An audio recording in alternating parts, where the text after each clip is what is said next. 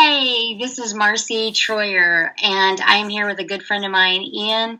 And we had a fun opportunity to do a video not too long ago, but we didn't really get to some of the nutritional things that we were wanting to talk about. So we thought we'd just have fun today, and that's what we're going to do. Yeah. How's it going? So good to be here with you this morning. And You, is there? do you want to just go ahead and introduce who you are Sure. for So those who may not know? my name's Ian Myers, and I am a wellness and empowerment coach, and I'm here in Southern California, and yeah, excited to be here on the video with you this morning. We're both kind of in sunny places, but we're thousands of miles apart. So Yeah, East Coast to West, here in that's right. Southern California, and you're on the West Coast of Florida, Sarasota. Yes. Well, you were just out in our neck of the woods. Tell us a little bit about the traveling that you've been doing. Yeah, that was a lot of fun. So I had the opportunity to go down to Miami Beach to visit with a client slash friend and spend 7 days there in sunny Miami. And of course, having the opportunity to come across the coast and come over and see you guys for a day on Friday. That Friday afternoon was a lot of fun. Always fun to come and drop in and see you guys. So that took me to the East Coast for a couple of days and got to work with a client and kind of go through some of kind of more of a one-on-one setting and being there in the actual environment with them and going through exercises and going through day-to-day routine type of things was a lot of fun. So that was. And you do this regularly with clients, right? You work with them quite extensively on nutrition and exercise. Yeah, excuse me. I do. The exercise is something a little bit.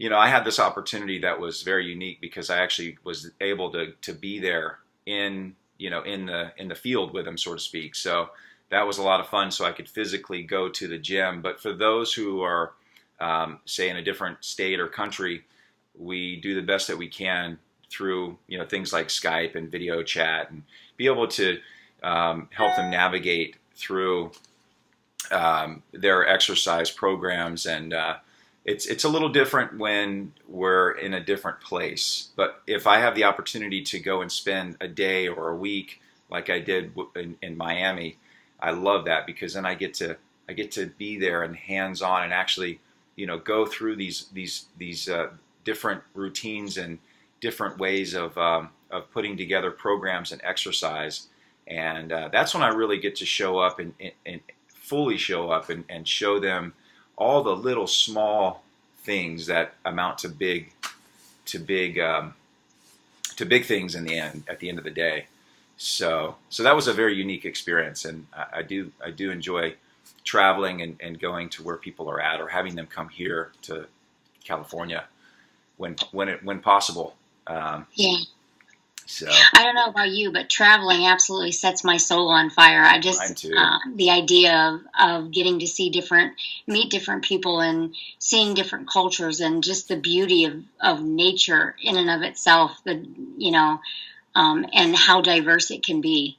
Yeah, it's so fun just to be able to go and share different cultures and different, just see different things and share things that I know. And I always pick up new things from, when I was in Miami, I was able to learn a little bit more about some of the culture there and some of the foods, and just got some information on different countries. So it was really cool to have that unique experience. And yeah, like you say, the spirit just really blossoms and for me too, Yeah. I get the same feeling. Just it's like that.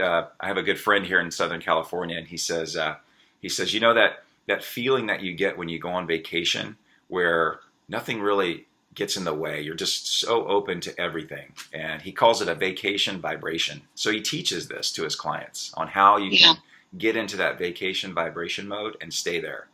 And Yeah. he teaches this at retreats and fun stuff like that. So I used to have my own travel company, and the one thing that was always I loved seeing the joy on people's faces when they came back from vacation after being gone.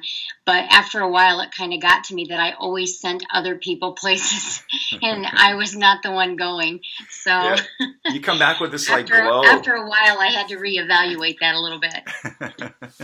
Well, you were just here recently in Yes, Southern love California. San Diego. Beautiful town. Beautiful. Yeah, yeah. I think we both live in these places where we get to access the better weather year round, and um, our food choices here, and I know in Southern California, we're really blessed Yeah, to have so many amazing places and choices for food and fresh, organic absolutely. options. And I've been all over the country, and I've been to some places where in Northwest Florida where I grew up, and I couldn't find any organic. I had to drive an hour almost to find something that was just even then it was subpar, but had to drive 45 minutes to find something. So in some parts of the country, these colder areas or just more remote areas that just don't have uh, Yeah. the same opportunities that we have here. So Well, right now I'm working with a lot of people that are, New York and Canada, and they're just like, I don't know how to explain to you. They're just not a good quality of items available. yeah, yeah, that's So, and so they got to it's do it. They got to work with what they can. yeah. And what do you suggest and recommend to those people when they're having a hard time finding what kind of suggestions or recommendations do you make when they're having a hard time finding good food sources? What do Well, you, what are some things um, that you recommend? for those that can afford to order it in, Yeah, Um, I do recommend that if they can. Other than that, I tell people find the best organic frozen that you can yeah, and do the best that you can with what you've got. It's not. I had one guy one time. He was in the middle of a grape fast, and he did. there we I go. was thinking it was 30 days, and the first 10 days he could not find organic, and so he did 10 days anyway of grapes, and he still got some great results with those inorganic grapes. Wow, But then about halfway through, he found organic seeded grapes, and he said it stepped things up like he couldn't even blast imagine. off. Yeah, So you can still get some benefits. It's not that you are going to be completely, SOL, so to speak, if you can't get them, but you just do the best you can. yeah, and that's a really good tip too. I love that frozen fruit. If you can't find it and you're kind of down to the wire, what do you do? It's still possible no matter where Yeah, you're at. So like frozen fruit, you could use maybe some good superfood blends to get in some good nutrition. If you're kind of absolutely. lacking on some of those things, and then you just have to do the best that you can. But frozen fruit, I think is I did that when I was in Denver when I first started back in 2011 and 12 during the cold seasons, and I would just use frozen fruit, blend smoothies up. I used all the berries, the berry blends, Yeah. one banana and then bunches of lots of raspberries and blackberries and things, and that's how I started. I started with the blending and the juicing. Well, we've kind of hit on this a little bit. The fact that you've been doing some traveling, I've been doing some traveling. I'm getting ready to leave tomorrow, 3 o'clock in the morning, actually, on a trip. Let's talk about that a little bit because there's a lot of people that are trying to eat healthier, but the travel, the whole airport thing, the whole, running from place to place to place in a town you're not familiar with to know some of the little quaint little back little uh, grocery stores that might have different varieties or flea markets or things like that. Yeah. So how do you do and how do you handle this when you're traveling? Yeah, that's a really good question. There's some little biohacking tips that I like to that I've implemented in over the years, and as I've grown over the years, and gotten more comfortable with all of these different modalities and things that we use with detoxification and intermittent fasting and dry fasting. All I've taken all of that I've learned over the last almost 8 years now, and there's been an order of growth. So the way I used to travel was I would prepare before I would travel. So I'd usually have a few bananas that I would allow to ripen get the little brown spots, and I would take a bag with those to the airport, and would usually have those as like a snack along with some dates, maybe some dried fruit like mangoes, and just those were kind of the staples, was bananas, dates, mangoes, and then if I had time to prepare, sometimes I would just pre-slice up like a bag of apples, or I'd take a bag of grapes, But as I've advanced and grown over the years, like just recently, to give you an example, when I came to Florida, my flight was actually was delayed. I ended up staying at the airport for a total of 9 hours, and what I did is I actually went to the airport initially thinking, okay, I'm just going to board the plane. I only have an hour to kill, and I'll just get on the plane and I'll fly, and I'll be up in the air for 4 hours or so, because I was flying from east to west or west to east coast. Well, I ended up dry fasting.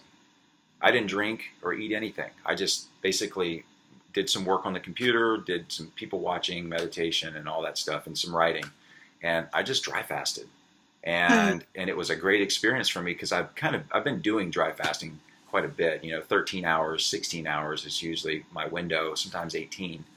So I was able to to do that during that time, and other times I'll do a little bit of I'll just kind of stay in a fasted state.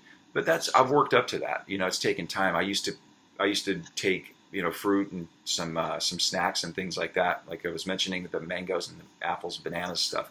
I would take that with me to the airport and just snack on it on the plane, and get, whenever I got to where I was going, I'd have that. But now I've gotten to the point where I actually enjoy staying in a fasted state when I travel, because my anxiety levels, to be totally transparent, I get a little nervous when I go into airports, and I'm not as bad as I used to be, because I've done some work on my body and the adrenals and stuff and the nervous system, but I still get a little anxious. And so if I know that I've learned enough from you guys that if I eat in a stressed out state, my the impact is different. So I've learned to get comfortable with just the fasting and dry fasting. So that's helped me a lot. But snacks, if you're traveling, I mean, I love to go to the dry fruit, things like dates, the dates, mangoes, and apples. Pre-sliced apples are always good. Filling, they're good calories, and I have about an hour to, depending on traffic, anywhere from an hour to an hour and 15, 20 minutes drive to work and back every day.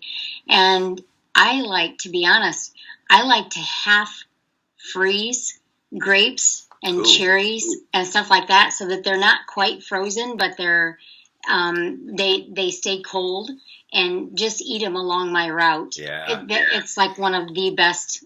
That's if you've got a short distance, not quite a long distance, but nothing better, nothing more satisfying than those. Grapes are so good when they're just like you said, partially frozen. Oh, man. Yeah, blueberries, grapes, cherries, you name it. Yeah, I mean, all those you can do that with just about anything. Absolutely, and that's a quick snack to go. You can just take a handful of frozen fruit, put it in a container, take it with you, and have it on the road. You can sometimes what I've done. I don't know if you've ever tried this, but I'll take if you can get your hands on some frozen coconut meat, and then just use the coconut water and blend it together, and it'll make like almost like a coconut milk, a really thick coconut milk, and you pour that over the frozen fruit, and it's like like a cereal. I thought you were going to where you actually make popsicles out of it. Oh, that could work. There's so many things you can do. I've mixed it with peaches before and some other things, and made popsicles out of it that were just amazing. Yeah, that's good too, with the actual whole fruit, right? Yep. Put that into the it's just coconut water, coconut meat, and peaches is the one that I'm thinking of that I like the best. And you want to talk about refreshing on an afternoon. Very. Ooh, that's a good tip. I like that. Yeah. Go get yourself some popsicle former makers and get that. We got like springtime is in the air, summer's around the corner. That's a good one.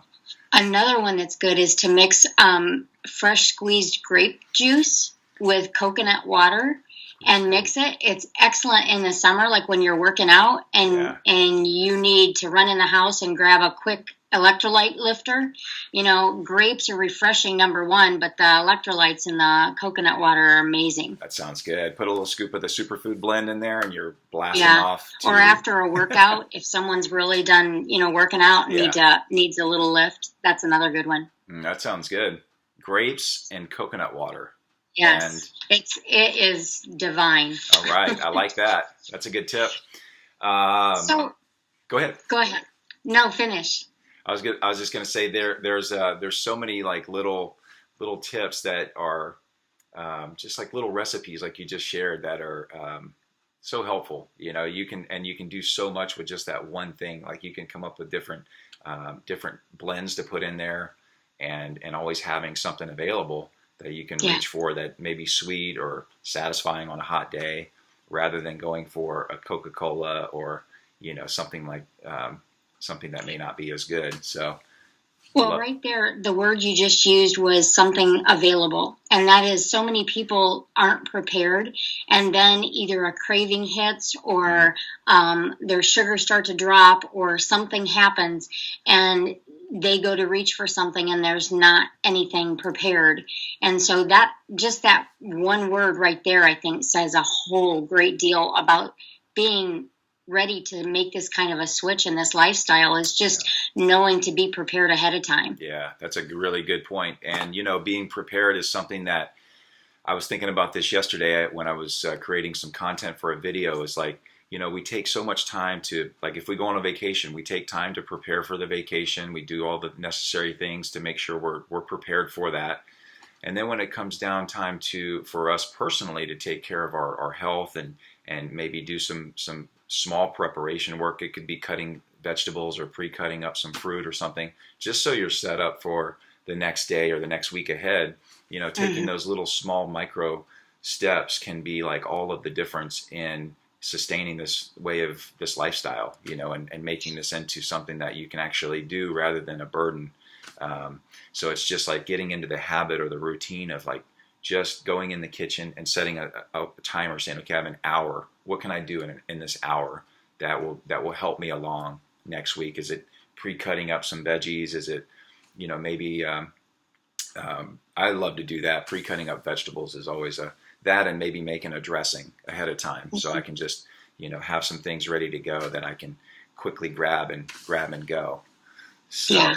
so those little tips, just preparation I think is everything really. Like if you go on a vacation and you say you're not into the fasting, or dry fasting's not really in your field yet, and you're just beginning and you want to make healthier choices when you're traveling. Well, just taking 20 minutes and getting yourself some dried mangoes or some slicing up some apples, and make sure you have good ripe bananas ready to go. And that could be all the difference right there. And instead of stopping and being attracted to something in the airport that's like pizza or the burgers or something, or a sandwich that you may not want, but you're just like, I'm starving. And those 20-30 minutes of preparing something for yourself before you go can be all the difference in not going that route. Right. So So I've heard a little of your story, but many haven't. What brings a man who, at the time, I think you were in your mid-30s or around roughly early 30s, to go from burgers and fries and chicken and things like that to a plant-based diet? Make that leap yeah, for us. Make that connection. gosh, I feel like it was just yesterday. I mean, I was 28 or 29 years old, and I went in and was going to get just a standard physical. I knew I had hypertension. I had high blood pressure for a while. Lifestyle was totally different. I was working in a field of like real estate in Atlanta, and I was working a lot of hours, maybe 60, 70 hours a week, and I had a lot of stress through that outlet. And then I was going out, staying up late, and I got this diagnosis when I went to the doctor. He said, you have high blood pressure, so let's does heart disease run in your family? No, it doesn't. Well, they did all all these different tests, heart scans, EKG, um, and they came up. He said, you know, you're in the beginning stages of developing heart disease, and you have high blood pressure, and he said your testosterone levels are way down, and and I was just starting to think like the sugar. I mentioned some of this on some videos where I was kind of like a pre-diabetic phase because I was not metabolizing sugars properly, and my kidneys were. Well, what I later learned after I found you guys um, is that I was having a lot of issues with like adrenals, and you know, in my teenage years, I took Accutane, which some people may have heard of that or taken it before, and it's so damaging to the liver and the body and the adrenals. And then I also took a round of prednisone at the same time, and it's just like, you know, it really did some damage to my body. And so at 30 years old, I had some things that changed in my life. Had a tragedy that happened, and losing my father, and I just knew that like something had to come online, something had to change. It was a real serious. It was like this pivotal moment for me, and I decided to leave the job that I was at, and I took. I had a little bit of money saved up, so I decided to move somewhere where I didn't know anybody. I went to Colorado and settled there, and took 8 months off of work, and just through YouTube videos. Thank God for YouTube. It's just like it put who some people may know, Dan McDonald, the Life Regenerator. You know, I found his video of him juicing, and that video was like something about his message about fruits and vegetables, and you know how they can heal your body. And I was just like, okay, I'm gonna try this. But being the oldest out of 3 kids, I never ate vegetables growing up. It was like, just didn't like them. I didn't like the texture, the taste, the flavors. It was just off limits for me. And after watching his video, and he said, you know, if you can just do a daily juice, you know, and he was like using these mason jars, and, you know, 32 ounces of juice a day will totally change your life. Okay. So I went out and got a juicer, and didn't know anything about how to pick out produce or vegetables. So I just was like in this new world, and went out and got the juicer, got the vegetables, and just started. You know, I didn't change. I didn't go on a diet. I had no idea what I was doing. I had no guidance. You know, I just knew what I saw in the videos. So I copied the recipes. It was like an apple, carrot. I think it was ginger and lemon. It's really simple. And I drank one of those mason jars every day, 3 to 4 months into it. My taste buds started to change. I started to like. So you've told me a little bit. I just want to interject this. You hadn't completely switched your lifestyle. You were still eating some of the other things, correct? Oh, yeah, You were just adding this to it. Yeah, absolutely. So I didn't just like make a switch just like that. And I know when I work with a lot of people, this is why I feel really, you know, through my own experiences, I've been able to, because I didn't like vegetables growing up. So when I work with people now, I really get it sometimes when people say they're having a hard time eating the vegetables, because I can remember how it was for me. I mean, you put a salad in front of me or French fries, I would have always taken French fries. Salad was just didn't interest me at all. But during that time before I actually went raw, I was eating. My morning meals would still be like eggs. Let's see, there I'd have orange juice, but it'd be like Tropicana. I would have a cup of coffee every day. I owned a coffee maker then, and I had a grill. I would cook fish, tilapia, and I was kind of the grill guy. That was my thing. And you know, then I started to slowly, after about 3 to 4 months, the only thing I was doing differently was just adding the juice in every day, and then I would have a smoothie. I started to do smoothies as well, and after 3 to 4 months, it was just like something went off, and I started to actually have a craving for greens, which was like, you know, I'd never had that before. So you can imagine the amount of like, wow, this is you know, new territory. And I remember calling my mom and telling her that, hey, I'm eating a salad, and she's like, what? And this is a, it was just fun because I was on a new path and I felt Yeah. different. I was feeling different. Um, I just had a whole different way of being. That was coming online, but I didn't just do it overnight. It took a while. It was a daily commitment with just the juicing for 3 to 4 months, and then things started to like slowly change. And after about by month 6, I was almost 100% raw, and by the 8th month, I had dropped over 20 or 30 pounds, and by the time I'd hit about 10 to 12 months, I think I'd lost somewhere like 60 pounds or so. I lost a total of 75 pounds.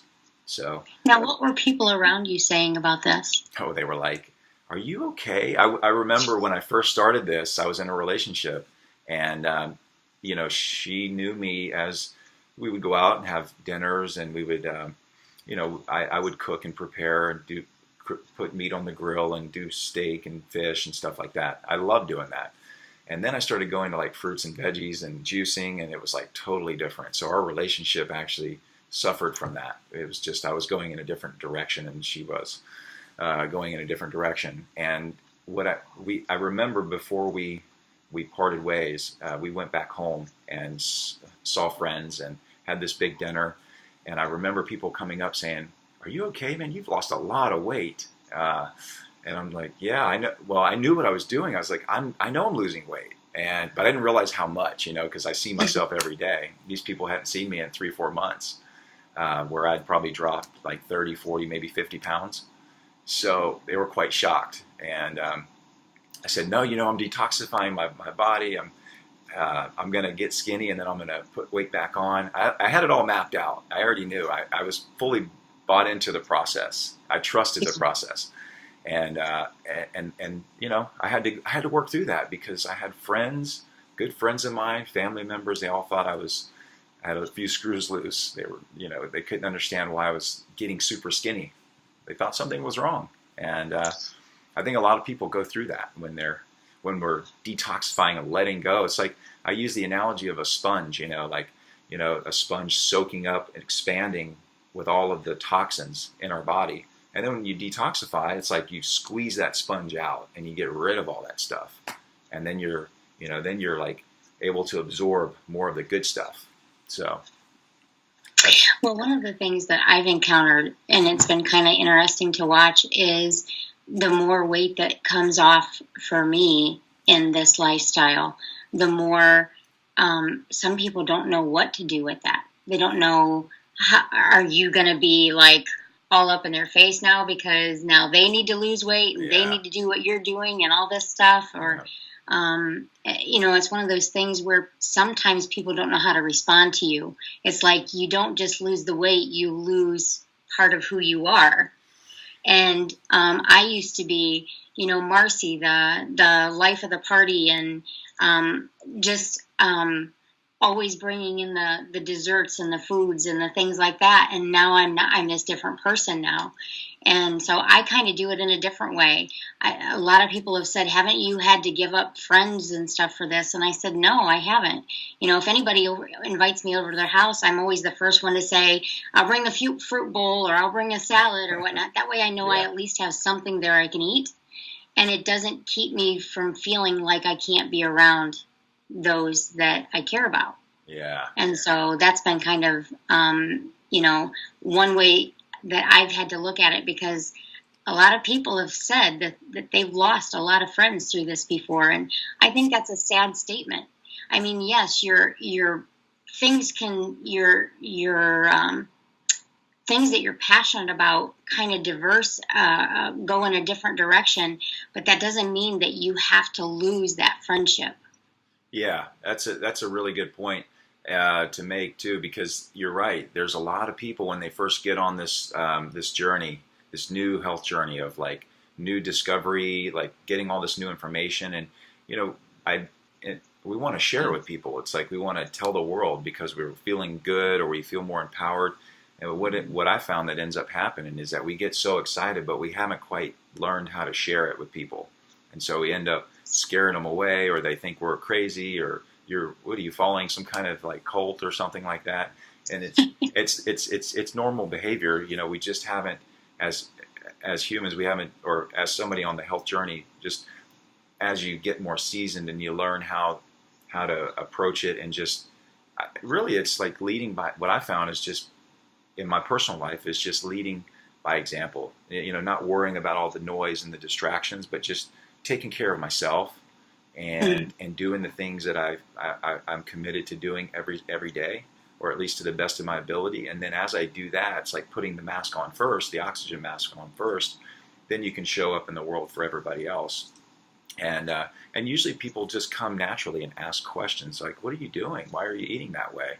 And you just give them like little tidbits of information, and just enough to kind of plant a seed. And then they think about it, and they watch you, and they think about it, and they watch you in action. And the next thing you know, they're asking for help. Versus like, you know, you have to do it this way. This is the only way to do it. You know, because we get so excited about our new endeavor, and we're feeling good, so we think everybody should be doing it right the way that we're doing it. And while it may be true, people, you know, we all need to detoxify on some level, but you know, it's like playing the patient game, and just like letting people come to you when they're ready, and just leading by example. Those are probably some of the best things I can share. It's like just being patient, and instead of picking it up and shoving it down their throat, making them gag on it. You know, letting them nibble a little bit here and a little bit there until it really starts to draw them in, and they decide they really like this. Yeah, even if you know that they need it, like if they need it like yesterday or last week, and you want to say it so bad, it's just, you can just plant a little seed, and they see you doing it, and you're in action around it, and making smoothies and staying consistent. People look for the consistency, and when they see that, and they see the changes happening, then they're naturally drawn. They gravitate over to with curiosity. So, absolutely, yeah. So that. One question I had was, and you may have kind of already answered this, but the defining moment for you, there's a lot of people that get the label heart disease, hypertension, you know, diabetes, any one of those, but it doesn't necessarily push them into this direction.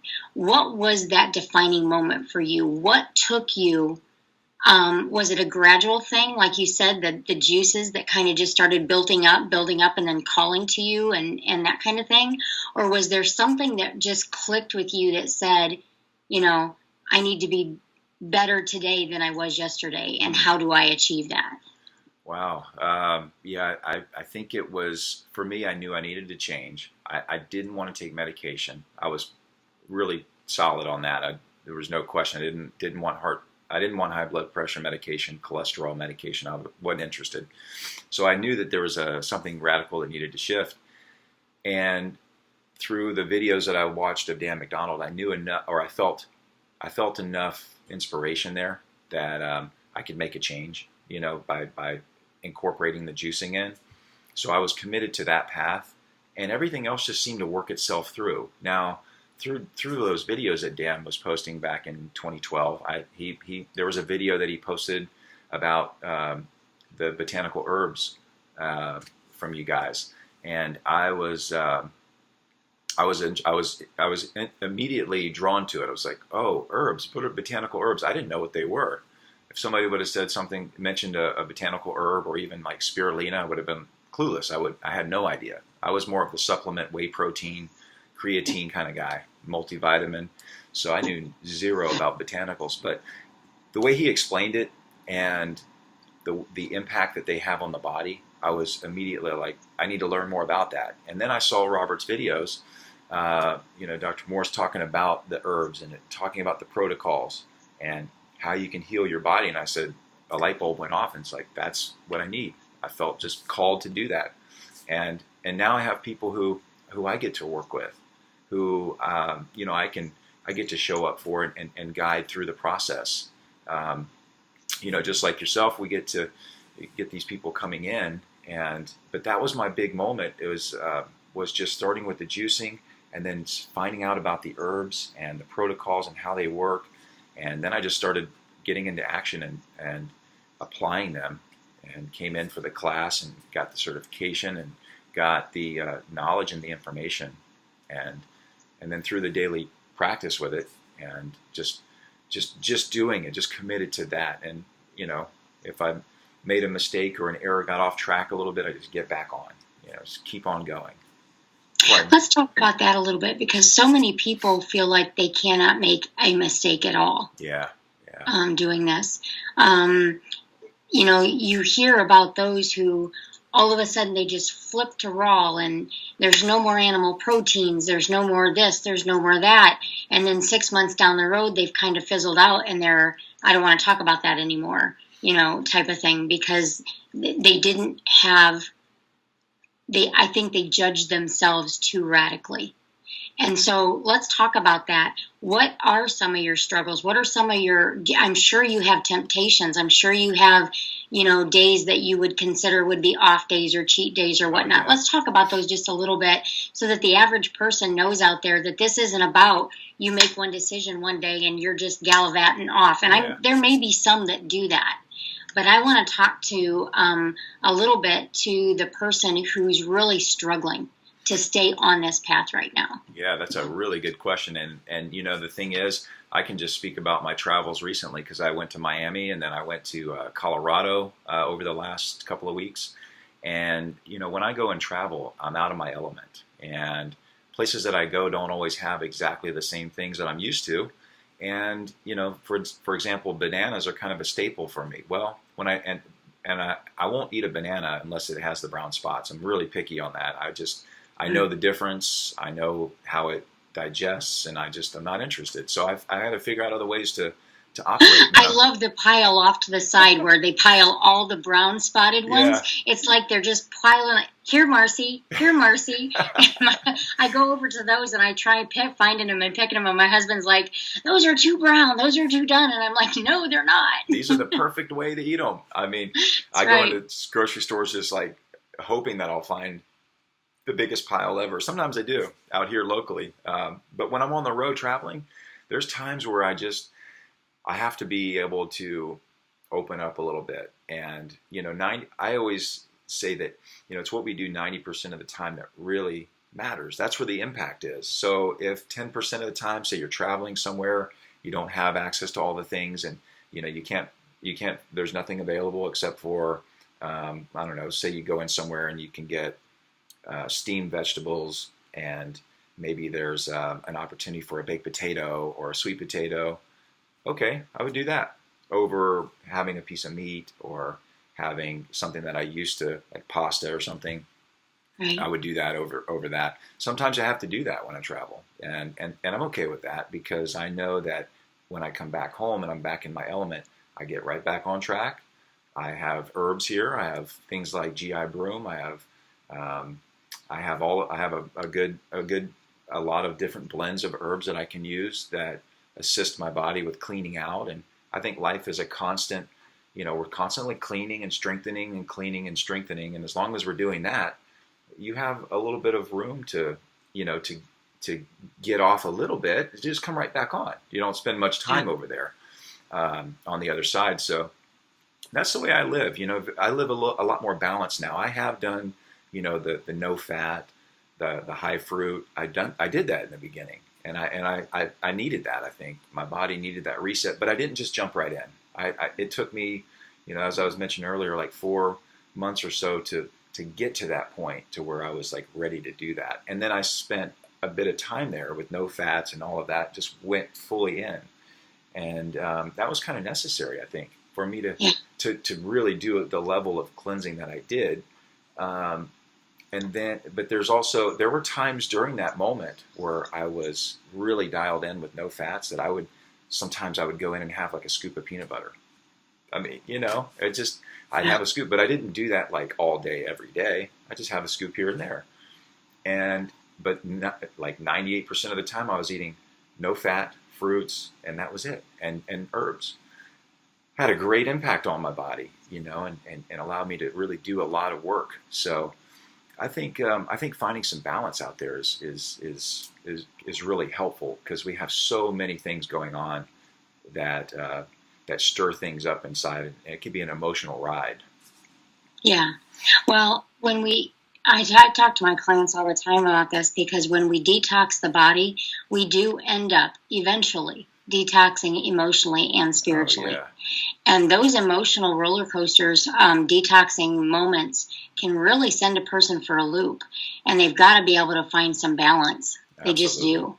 Yeah, yeah, and it can be really challenging on that when you're out there on that ride and the emotional stuff comes up. If you don't have a protocol for that, I always like to say, well, what's your stress management coping? How do you cope with things? Do you have meditation? Do you have an EMDR therapist or a place that you can go to get that trauma type of work done? Where because as these things come up, these old traumas, old things that come to the surface, it's like, whoa, it can be heavy. Some days you wake up happy and want to take on the world. Some days you wake up and want to cry next to your bed and just like it's real. You find a knife in the pillow. No, Yeah. just teasing. It all happens. I've had moments where I've been on my knees in the bathroom just crying. It's like, wow, where was that? Where'd that come from? And I still keep going through like different dimensions or levels and layers, as I continue on. Do you find that it's easier to process the emotions the further into this you go? Yeah, because I have more coping strategies now. Like I've done a 10-day Vipassana silent meditation retreat in the desert where I basically took a vow of silence and lived like a monk for 10 days and was just total silence and blissed out. Like I had the chance to face a lot of old stuff that came up to the surface and like you're not speaking to anybody, you're not writing or reading or doing anything. There's no social media to plug into, no distractions, so you get to just sit there. Now, if I would have done that, let's say 10 years ago, I don't know that I would have made it through. I wasn't mentally or physically ready for that type of level. So I think as I continue to mature and grow and evolve and become more aware of my body and just that awareness, I think my coping mechanism or skills or strategies, then I have different ways of handling and working through those things. So, and that's what I teach too, is I help people to, through my own experiences on how I've navigated things, I'm able to show up and help other people help to navigate through some of that terrain, that when it comes up, it's like, well, what do you do? Sometimes the scariest person to face is that person in the mirror, ourselves. Yeah, it is. When you look, and especially if you're, sometimes people are critical on themselves. Look in the mirror and it was like, you see that reflection and it was, wow. And then when you're detoxifying, especially on a deep level and you're doing some fasting, sometimes those old things can really come up and you look in the mirror and it's like, oh, wow, who is that person? But then there are going to be times when you look in the mirror and you're like, I love you. And you just like, and you really can look in the eyes and just like be all in on that. So it's just weathering the storm and knowing that these things do come up and like being prepared for it. So when they do, you can just have something in place that somebody you reach out to, a coach, a mentor, you go do some meditation, some writing, some journaling, so many good things that we can do. So many good things. I remember, I don't think I would have made it through the time when Craig and I lost our second son. I would not have made it through that without the journaling and just the faith that came along with that you had to have. I don't think I would have made it. Yeah, and Craig actually just dealt with that. That was 24 years ago that we lost Brandon. And he actually just went through his grieving period about 2 years ago. So you can never tell when it's time for somebody or when it's not. It's gonna surface when it needs to surface. Yeah, and then having that support and that love and other people around that can just hug you and comfort you and just bring you back up, because that's so good that he was able to get that up and let it come out. But those are the real things, we suppress. I know for me growing up, I got really good at suppressing things. If you had asked me about my childhood, I couldn't have shared it because I couldn't access it. It was like it was closed off in this tight little container and it was tucked neatly away behind all the clothes in the closet. And now I'm like learning how to access those things and be grateful for them, because I can't change them. But what I can do is like look at them as like, wow, I can use that to help other people. And maybe there's a reason I experienced those things and had some different things going on. And now I can we have so much love in the community that has been developed over the last 8 years or so, and so much support out there. We have you guys doing the YouTube videos. I do YouTube videos. You work with people. I work with people. We all get to the opportunity to really when people are ready to step up, they can when people are ready to step up, they have support. They have the support system there. So support system is so important, because you're going to have a lot of people that kind of like you did. You lost, what was it, 75 pounds or more, and got really, really skinny. And there's a lot of people that have to walk that route. We have a lot of clients that come to us with cancer and things like that, where it's ravished their body, and their body has to break down to a very, very small, skinny state, and before it can start building. And we have a lot of parents, we have a lot of brothers and sisters who they absolutely love you and are very, very concerned for you, but they don't understand what you're trying to accomplish. And so having a support system where somebody understands what you are trying to do, explain how important that is. Yeah, the support system is, like, in my opinion, is where the rubber meets the road, because without it, you're just kind of like, it's like a captain at sea on a big ship with no coordinates. You're just kind of drifting around, or a pilot on an airplane with no coordinates. You just kind of float around. You're not doing anything, or it's very challenging to get through. So having support system set up, whether it be a mentor, a good friend, somebody you're doing it with, is really I think where the rubber meets the road. And luckily we have Facebook and social media platforms where people are getting in, creating communities and things. So it's really, we're really blessed to have all these outlets and avenues for support, because sometimes our immediate family, immediate friends may not always be that supporter in the beginning. Sometimes they're the ones that are like, they're watching you to see what you're going to do. They're not always the best supporters, so you got to find other avenues, people on the social media or Facebook. To reach out. You've got the physique that many want to attain. What do you say to the person out there who asks you, where do you get your protein? Yes, that's a good question. And of course, we hear that a lot. And I can say this, the protein myth, or that question comes up all the time, because I think, if I could reverse this back to before I got into this, and I was eating lots of meat, animal protein, taking whey protein powders. I mean, I was eating enough protein to probably feed a small family, for a day. And if you would have told me back then that plant-based eating, would give you all that you need, I would have had to question that. I would have been like, there's no way. But there wasn't a lot of people doing it back then. I didn't see anybody who had a really good-looking physique, because it wasn't a big thing. And what I've noticed over the last 8 years is that what's possible when you take time in the beginning to kind of wring out that sponge, to detoxify, get your body cleaned out. Maybe you get skinny, you drop some weight, then you can rebuild. And I was able to do that. It's taken me a long time. I mean, here I am, almost 8 years. I've put on, I went from 170 to 190, 195 right now. So I've put on some good weight. But I kind of stayed between 190, 195 after all that time. I haven't kept going up the ladder because I haven't brought those foods back in. I'm not eating the rice and the quinoas and the oatmeals and the grains. I'm just not doing that. So I stay about 90 to 95% raw. And I leave a little bit of room in there to have some cooked, some steamed or cooked veggies, and the occasional like cooked vegan pizza. I mean, those things are things that help keep me balanced. But 90-95% of the time, I'm all in, with raw. So the protein thing is something that getting a balance in there is really important.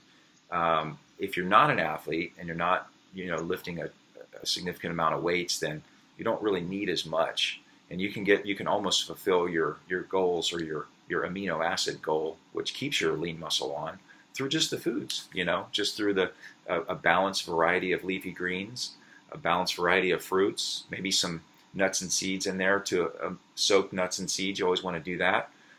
Keep that in there as a small, because they do slow detoxification down. So depending on goals and things like that, but you can certainly build muscle and just have to be balanced. And I like to recommend superfoods as additional ways to get in more varieties of nutrition, vitamins, minerals, enzymes, things like that. So, superfood blends and powders and stuff are just ways that we can get more in if you need it. So you're doing some unique stuff with your own little blends. Can you tell us a little bit about that? Yeah, I've really had an interest. I mean, since I started this, I had an interest in herbs and formulating them and creating them, but I just am starting to get into, creating superfood blend powders for building muscle, things that I use personally. And then I started going, well, maybe I could just get these in bulk and start to make the formula. And instead of buying another formula, I'll get the bulk order in and I'll just create it myself. And so I've been playing around with making powders and capsules. I like efficiency. So if I'm on the road somewhere and can't make a shake, then I take a capsule. And so I like to have varieties of that. I have created some liver support capsules as well recently. That are things like burdock and dandelion. I can't think of them all right off the top of my head, but I got a good blend going there for the liver, and then I've got another one that's more of incorporating the sea vegetables, the kelp and the dulse and the Irish moss and things like that. And a brain and nerve formula, something that really gets in the gotu kola, the ginkgos, the schizandra berries, skullcap, they're really powerful. So just getting in more of that good stuff, however you can, do it. And you guys have amazing formulas there, and I've been using those for so long. But being out here on the West Coast, it's a bit of a journey for those little suckers to travel. So I started to create my own out here, and just and I have them available whenever I want them, or if I'm working with somebody and they need a little bit of they need something on the fly and they're here locally, I can give it to them and deliver. So it's good to be able to have that. It's been fun for me to get in there and formulate these, because now I'm to starting taste them and play and see what they do. And now on my end, I've had some that have kind of kicked my butt a few times, but they're still fun to play with. Yeah, they are. I have my own little lab in my kitchen where I'm always trying and throwing this together with this and trying this out. It's just fun to play. Yeah, it really is. And you can't go wrong. I mean, there's a few of them, lymphatic herbs, that if you don't have some kidney herbs there and some adrenal herbs, you can get into a little bit of trouble. But for the most part, it's a wide open field, and most of them are harmless. They're only going to help you. So you just get more in. And I find that using capsules are a great way to do it. Just formulating, putting some of the best ones that I feel like are really good for specific glands or tissues or organs. Just put them into the capsule, take them, and you're good to go. Just getting that nutrition in, getting those that energy into the body is the number one thing. So it's been fun. It's been a really fun couple of months playing around with the herbs. The one I think gave me, it was peppermint, stevia, and I forget what it was mixed with, but I just mixed it in water, and it was so refreshing. It was actually really good. That was like a superfood that had some of the skullcap. It had some of the No wonder I felt smarter the rest of the day. Alfalfa, the alfalfa spirulina. It was a good builder formula, and it also had some of the brain and nerve and the circulation stuff in there. Yeah. But I find that some of the circulation herbs they can be a little bitter, so I don't put much in there. But it's tricky finding the right combinations that you can put into a shake or even water and make it taste good. So what was it? It was a spearmint and the stevia help to sweeten it a Yes, little that was bit, it. so it takes away from some of the bitter, Yeah, the bitter taste. So I'm learning. I got a lot to learn, but it's fun. I'm enjoying the process. good. Well, another question that I had, and I know that a lot of people will have this question, is how much exercise do you have to maintain this? Yeah, it's all based on how I feel. I mean, well, let me back up. So to typically what I like to do is 3 days a week, and then every now and then I'll get into these like 4 and 5 days a week type of routines. But because I'm not actually a competitor on stage, I'm just going for more. I may do that. I feel kind of called to do something like that soon, but right now I'm just enjoying the process of like just seeing what's possible with the body. I exercise maybe 3 days a week, strength training at least, and then the days that I'm not strength training, I'll do some kind of outdoor activity. Maybe it's a run or stairs on the beach, or a run on the beach. Maybe it's a bike ride, things like that, a hike out in the woods and nature, those kinds of things. But strength training, when I train, I like to go for an hour, and I always pre-plan my workout. I'll set the timer, like I'm going to be here an hour. Here's what I'm going to do. I always prepare myself so when I walk in, it's like I go right to it, and I go with a level of intensity that some people are like, I can't work out with you because I'm so into it. I focus. I put headphones on. I don't talk to anybody, and I don't make a lot of noise when I'm in there like some people do. But I just go in there and I'm really focused. And when I leave, I'm sweating, and I've worked up a good sweat, and I put a lot of attention. So like if I'm doing a bicep curl, I'm not just curling like this. I'm like slow control, and I feel what I'm doing. A lot of like mind muscle connection, and I find that helps with the growth and the development of the muscle. And sometimes it's little tweaks like that that can help somebody to have a better result. But 3 days a week is usually really good for somebody who's just interested in maintaining their body mass, or putting on a little bit of lean muscle. And then you can always go to more 4 and 5 day structures as well. It's just a little bit more taxing on the body, Mm-hmm. and depends on each person, somebody's goals. But I like to go 3-4 days a week. That works really well. Because so many people think that I had done a pageant in the past, and I was there like 3 and 4 hours a day at the gym, 4 and 5 and 6 days a week. Oh my gosh. And there are some people that think that unless you're doing something like that, that you can't even begin to look, even ripped or that kind of thing. And just wanting them to understand that it may not be the quantity, it's the quality, kind of like you were saying. Yeah, putting that mind muscle connection, really taking your time, slowing down the workouts, putting more connection to the muscle, and then as you do that, then it's about the recovery. Then it's about, are you getting 7 hours of sleep? Are you refueling after your workout? Things like that. I personally like to work out in a fasted state, so I go in and I only eat 1 to 2 meals a day. I usually eat between the hours of 12 or 1 and 4 or 5, somewhere in that window. It's when my body's the strongest, the warmest, and that's when I digest the best. So that's how I've been doing it now for almost the last year, and the results have been amazing. And so I basically eat, I'll work out in the morning, usually 5, 6, somewhere in that area. And then I'll stay in a fasted state with just something like just this water, lemon. I won't take any supplements or any kind of or any herbs or anything. I'll just stay in a fasted state all the way up until about 12 or 1, until I have that first meal.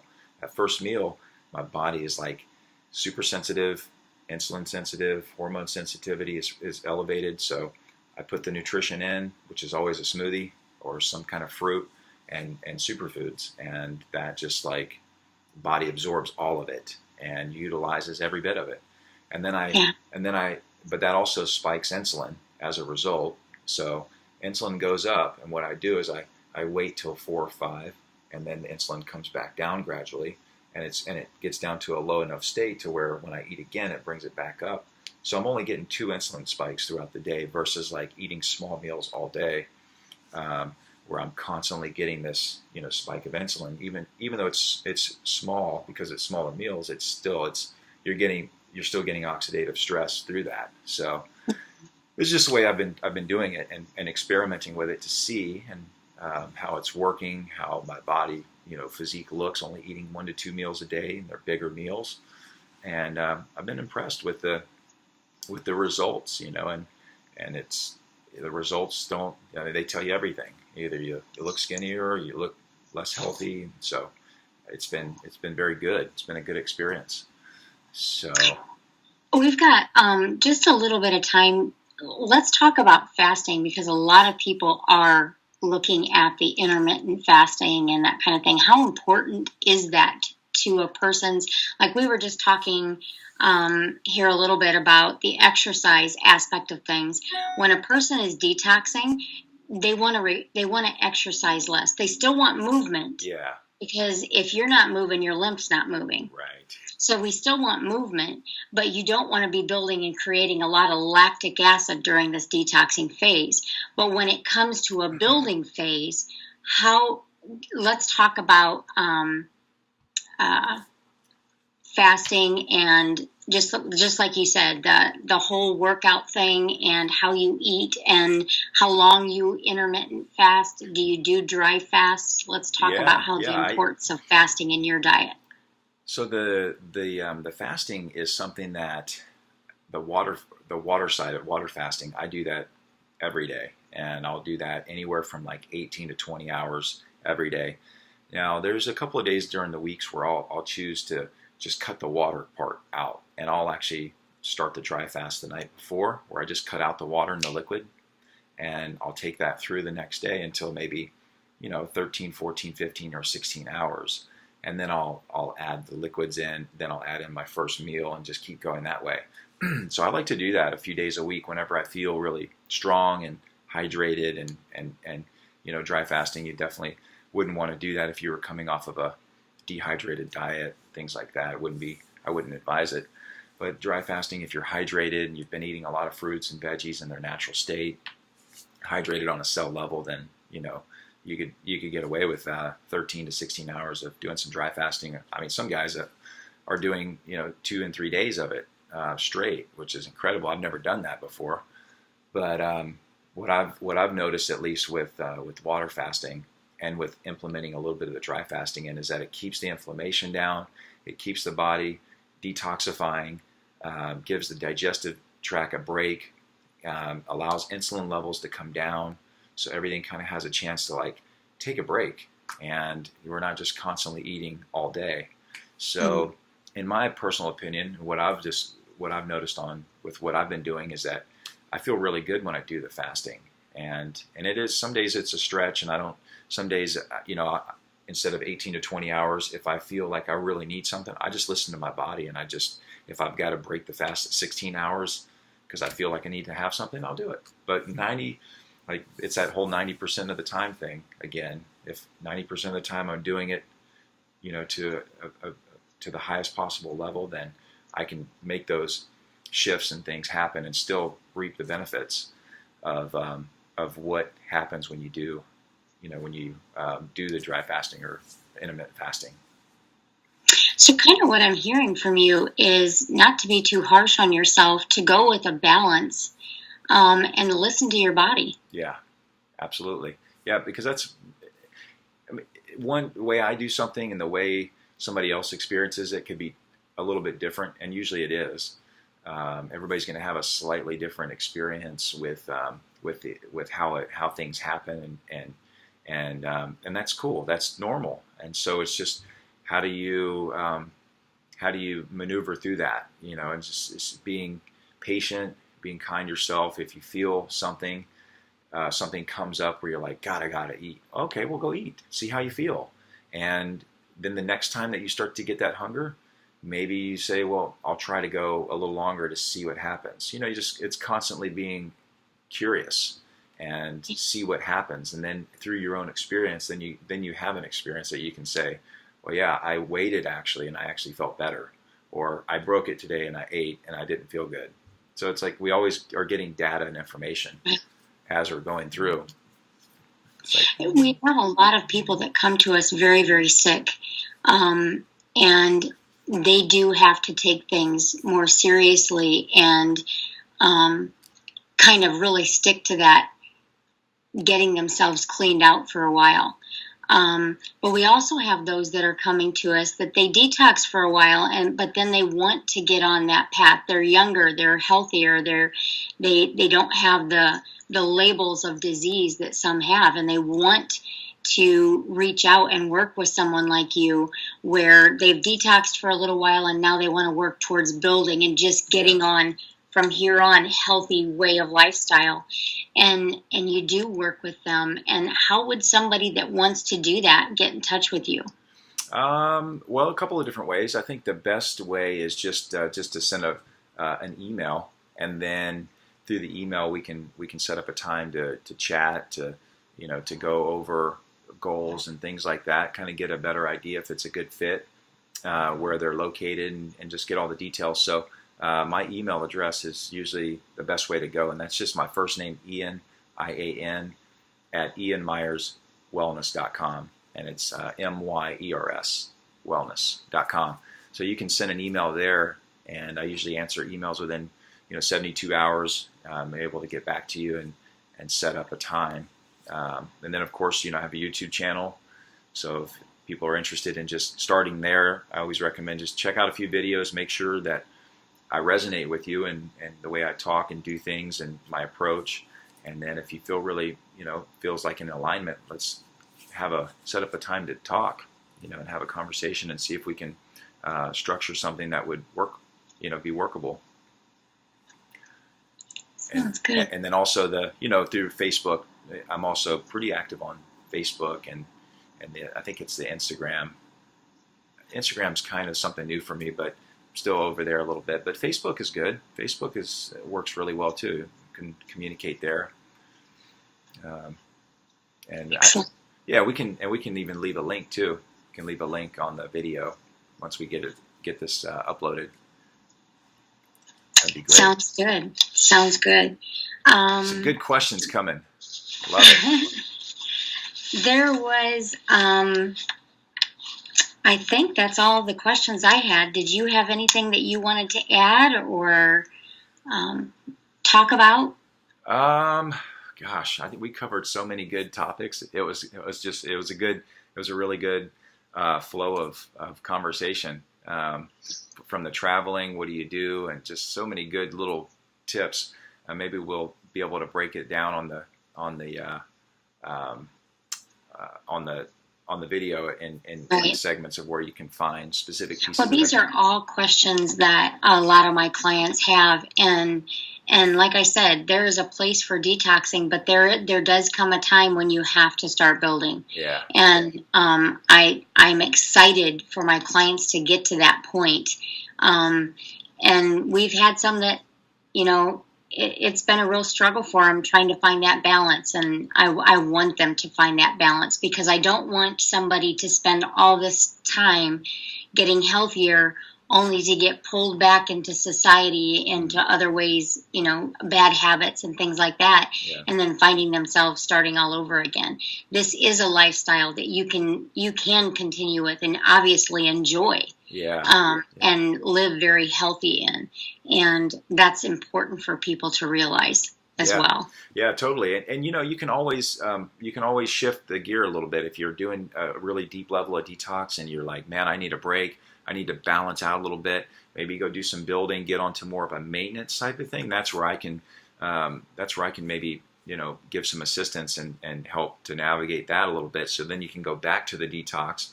And I do that with clients a lot, where they'll do maybe 4 weeks on detox, they'll do 2 months off. They'll do 1 month on and 2 months off. So it gives them time to reset, let their body catch up to where they are. And of course, if you have a serious issue, like, you've been diagnosed with cancer or something like that, there's no time to wait. You got to go full in. But for those who are just looking to maintenance, to get healthy, there's many different ways to structure it and to lead and guide you through. So would love the opportunity to be able to speak to anybody out there who's feeling called to, go into the level of building. And would love to have a conversation. And I love what you guys are doing there. It's so needed. You're right. The detox is a big it's a key part of this whole thing. It's like the foundation, and if you can do the detox to a certain level and get your foundation built really solid and sound, then you can, the building part's easier. It's still, it takes time and patience. Well, no one buys a house and cleans it once. Right. Nobody buys a car and washes it once. Detoxing isn't something that you do for a year and then never do again. Right. It's things that you revisit it. You work at a building lifestyle like you've been doing, and then maybe, bears gather and hibernate in the winter. Maybe once a year you go through a detox phase where you do more cleaning and that kind of thing, and every year you build and clean and build and clean and continue to get yourself better and better. And that's what ultimately it's about. Yeah, you said it perfectly. It's just, you can structure it so many different ways, but it's like we're constantly doing, I live this as a lifestyle now. I've kind of built it in. But do I ever go out and have a vegan pizza? Sure, absolutely. I don't do it weekly or even monthly, but I do it whenever I want to do it. But I spend most of my time, doing things like right now I'm in a fasted state. I have water, lemon. I drink this until probably 1 o'clock today. I feel a little bit hungry right now, but it's okay. I know I'm not hungry because my body has plenty of fuel in there from body fat, things like that. I'm not starving. I'm not malnourished. I'm not. So, I go through these things through the day where it's like, are you going to feel a little hungry when you have a water and lemon in the morning and stay in a fasted state? Yeah, you're going to feel a little hungry because the body is just like, it thinks it's hungry, but it's not. It has plenty of stuff in there to feast on, Every kid thinks they want to have a toy in a toy store. Yeah. It's one of those things where you just sometimes they get one and sometimes they don't. Yeah, exactly. So it's just, patience, listen to your body, and make it can be fun if you look at it, if you can pull that into your vision of like, how can we create it, make it fun, challenge yourself. Craig and I, one time, we each picked our top 7 fruits that we liked, and every day was a different one. We mono-fasted apples one day, we did pears another day, we did peaches another day, and that kind of thing. We just made it fun. Yeah, that's cool. For 1 week, it was every day was something different, and we just made it fun that way. It's kind of like you got to make everything fun in life. It's so good when you have a partner that you can do that, or a friend or somebody that you can do those things. That's why you can't give up hope on everyone just immediately. My husband, when I first started this, he looked at me and he said, "You don't touch the dairy and you don't touch the meat." And but he's since lost, I think he's closing in on 85, 90 pounds. And He probably does better than I do sometimes at this. And it's just one of those things where I've just sat back and watched in amazement with him, because he's taught me a lot. If I would have given up on him right away, I don't know where I'd be today. Well, that's part of the partnership. It's like, being able to, you have a bad day, he's there to pick you up, or vice versa. It's like constantly helping each other. And the same is true in our communities too, that are built online. These communities, people come in, they have like a bad day, and people are like, it's going to be okay, you got this. And, it's so good to see all that happening out there. Support systems. And Craig's looking good. I saw him, got to see you guys here in California, and we enjoyed it. Thanks for meeting us. Big difference from the year prior when I saw you guys here. So he's doing some good things. Keep it up. Well, thanks for talking with me, and it was fun. Yeah, I'd love to have another. Hopefully people will find some good things in here that they can take away. I think so. And it's always a pleasure to see you, and maybe we'll have another opportunity here sometime soon to make another video, I'm sure. We might see a class. Yeah, that's very possible. It's certainly in the field right now, so would love to be there. I'm setting my intention for it. Sounds good. Well, okay. All right. Well, you have a lovely day. Thanks for the video, and it's been good to see you and good to be here. Hope you guys enjoyed it. Yes, we do too. We both hope you all enjoyed it. Yes. So. All I right. forget we're on the other end of the other end here, and that we're talking to people. So, all right. All right. Bye Well, bye. so good to see you. Have a great day.